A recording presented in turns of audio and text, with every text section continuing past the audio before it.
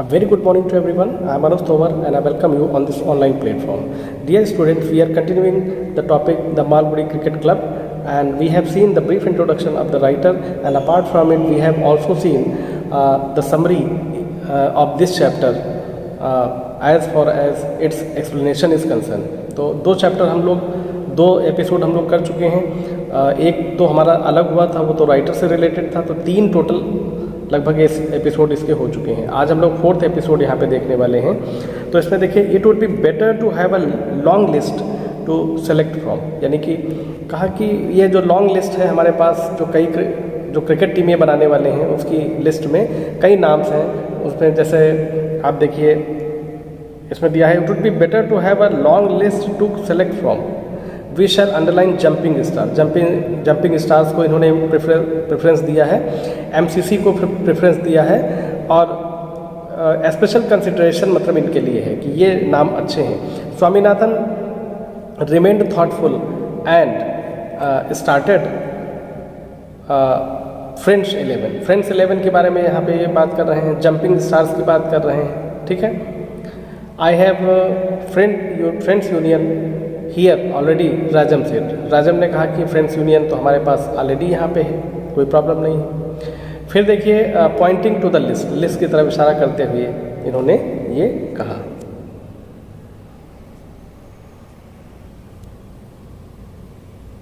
अब देखिए इसमें इशारा करते हुए जब इन्होंने बताया तो स्वामीनाथन वेंट ऑन, ठीक है। एक्सेल्सियोर्स एक नाम इन्होंने सजेस्ट किया, आई हैव गॉट इट, यानी कि इनको एक नया नाम आया, एक्सेल्सियोर्स यूनियन। अब थोड़ा सा इसमें इन्होंने और ऐड कर दिया, यूनियन ऐड कर दिया। चैम्पियन 11 लॉन्ग पॉज, एक चैम्पियन 11 ये सारे नाम लेते हुए फिर इन्होंने लॉन्ग पॉज दिया, मतलब काफ़ी देर रुके।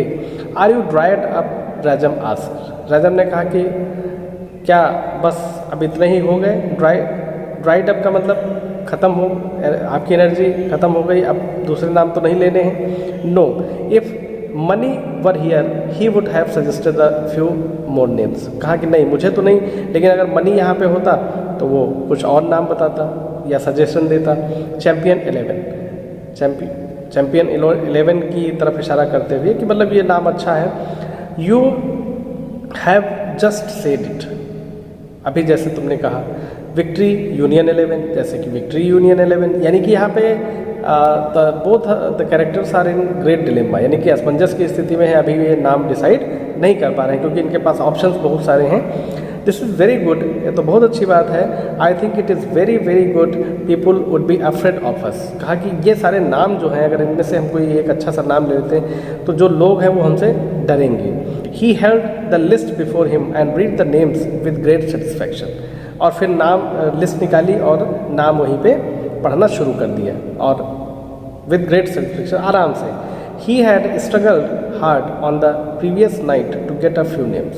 और बड़ी मुश्किल से उसने प्रीवियस जो नाइट थी उसमें बड़ी मुश्किल से ये नाम जो है वो सेलेक्ट किए थे, कुछ नाम थे।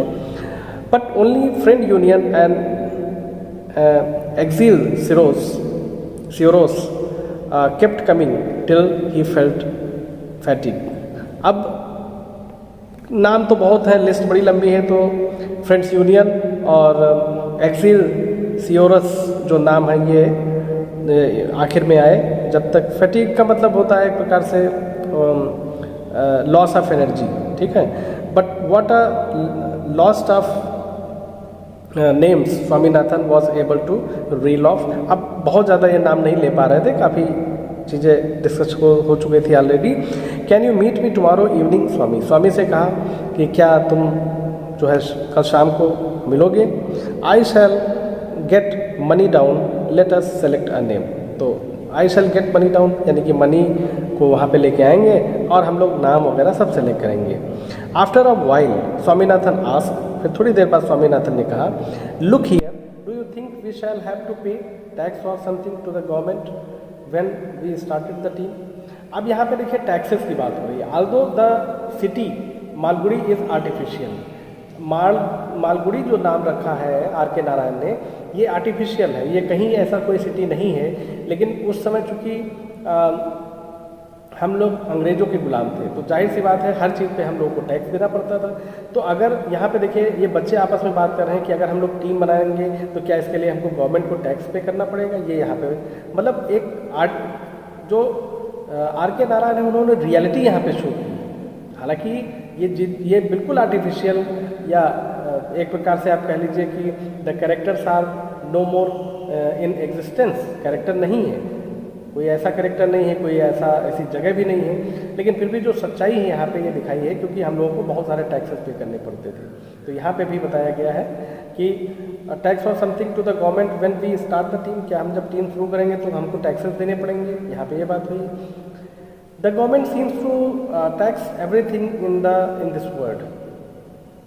माई father's pay is about 500 but nearly 200 and over is demanded by the government. Anyway, what makes you think that we shall have to pay tax? अब देखिए यहाँ पे ये अपने फादर को का भी एग्जाम्पल देते हैं, कहते हैं कि मेरे पिता जो हैं उनकी 500 सैलरी है, उसमें से 200 से ज़्यादा टैक्स चला जाता है। ठीक है, ये यहाँ पे बात की। फिर देखिए anyway what makes you think that we shall have to pay tax, कि मतलब ये कहाँ से विचार आया कि टैक्स देना पड़ेगा, ये सारी बातें ये कर रहे हैं। I mean if you don't pay tax the government may not recognise your team. अगर कहा कि अगर आप टैक्स नहीं देते हो तो गवर्नमेंट आपकी टीम को मान्यता नहीं देगी। रिकग्नाइज का मतलब होता है मान्यता देना।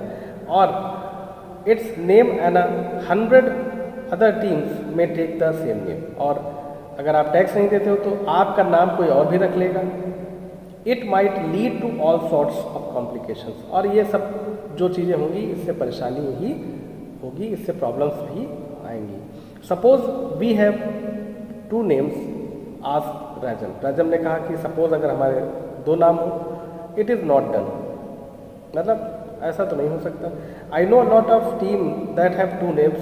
When I was in Bishop Wellers we had a cricket team that was that we call, I don't remember the name now, I think we call it cricket 11। कहा कि जब हम लोग कहाँ हुआ करते थे, हम लोग हुआ थे बिशप वेलर्स में, तो एक टीम हुआ करती थी जिसका नाम था क्रिकेट 11 एंड वेलर्स क्रिकेट 11 एंड इसके 2 नाम थे। You see one name is for ordinary use and the other is for matches. एक तो सामान्य यूजर्स के लिए, दूसरा मैचेस के लिए। ठीक है, तो यहाँ पे इतना हो गया। अब लगभग आपका मान के चलिए अभी 2 वीडियोस में हम कंप्लीट करेंगे क्योंकि चैप्टर काफ़ी बड़ा है। ठीक है, thank you for watching, thank you.